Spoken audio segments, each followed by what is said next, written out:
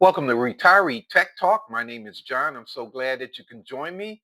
So, in this segment of Retiree Tech Talk, we're going to take a look at something that we always run into. Now, I'm an average guy here, so some of the things I do help me um, get through the different situations. In this segment, we're going to talk about the check engine light.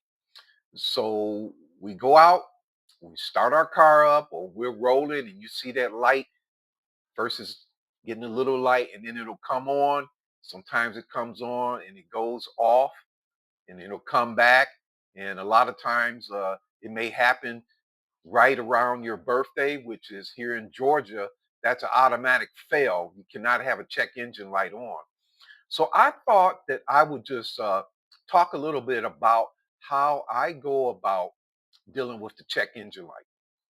So in my case, I had got a check engine light, and one thing about your car, there is a port, and it's usually under the lower left of the driver's side, back where your foot goes up against the board. Over on the side, there's a port there, and that port will allow you to borrow from like AutoZone the device that you plug up to that port, and you start the car up, and it'll cycle through, and it will actually capture the code. Now, this code is normally the code that would be pulled when you go into a dealer now, or your auto repair shop, whoever takes a look at your car, wherever you pull into. There's a fee to run that, but at the AutoZone, you can run outside with that, capture the code, you have to bring it back in, and they will run it. So what we're going to do, I did not scan these documents. I felt that it was not really necessary because I'm just giving you some general information to help you. Um, so what they do is they'll run it, and it'll come back with your car, and it will give you something like this.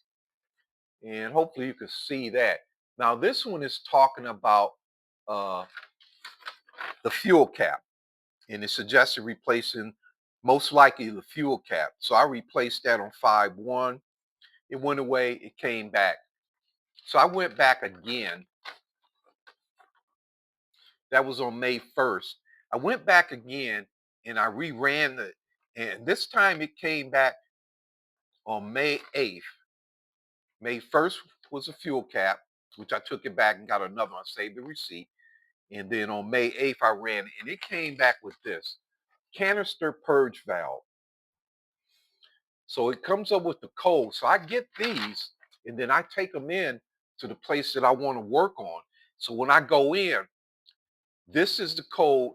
If they find this, this is what they fix.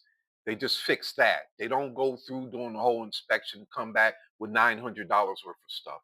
And when I took it to my guy, he went ahead and ordered the part. It's called a canister purge valve. And what it does is, as the fumes build up in the fuel tank, it recycles it through. It either purges it or it puts it back in the engine to be burnt off. And this part went out, and 152,000 miles on a 2012 Honda Civic EX 4-cylinder. So we had got that replaced, and that cost me about $178. Drove it for a couple days, and then it it failed again. And it turned out the Honda doesn't like some of the aftermarket parts. So I took it back. He had a part to return, and he replaced it with an OEM. I didn't have any problems for about a couple weeks. So the car started running really, really bad. So I was on my way. And again, I went down to the AutoZone, and I went ahead and ran it. And it came back with this code here, which is a PO3, and it was knocking like crazy. And that was the number 3 ignition coil. So I got that replaced. And this was all in May of 2024. And that cost me a little bit of money too. I think it's about $130 or something like that. So by going in and connecting up that device that grabs those codes, I was able to come up and say, go back, and this is what they fixed. And this is all they fixed. We had one more problem on the Honda from the manifold to the air intake box. It's like an accordion. So after I got these repairs done, the car started knocking again and almost couldn't drive it. But I got it back to these guys, and what it is that the hose, it's like an accordion, and right around where it fits in to the manifold and then to the air intake, it had opened up and it was getting too much air. So all in all, between May 1st and I think June 7th, I had three auto repairs costing me about $488. So to help control those costs, if we get that check engine light, we as retirees, we need to be able to go in, get these codes pulled, they'll print them out, and then go ahead and go in to your place where you get your car worked on. And they do, it's a Meineke, they do the oil change, but they also do small car repairs. The older cars are a lot better because they have track records of certain things that go bad. They knew about it. They were with field tech support alerts and stuff related to the different things. They were all able to fix it. That was the last major repair I had, except a month ago, they said there was a little oil. It wasn't really that much, but I'm trying to get extend as much driving on the car. So I had the valve cover gasket, and they showed me. I said, "Let me see it." So if it starts to leak again, because I had a Honda Neon where that whole gasket went bad, got the oil change, all of it dripped out. Um, I just want to know, where it's coming from and what it looks like. So they cleaned it up. It looks like it came from, it was just brand new car. Everything looks good on it. But in this segment, that's what I want to cover. I just want to get that out, how you as an individual can pull your own codes for the check engine light and then take it into your place and have it repaired.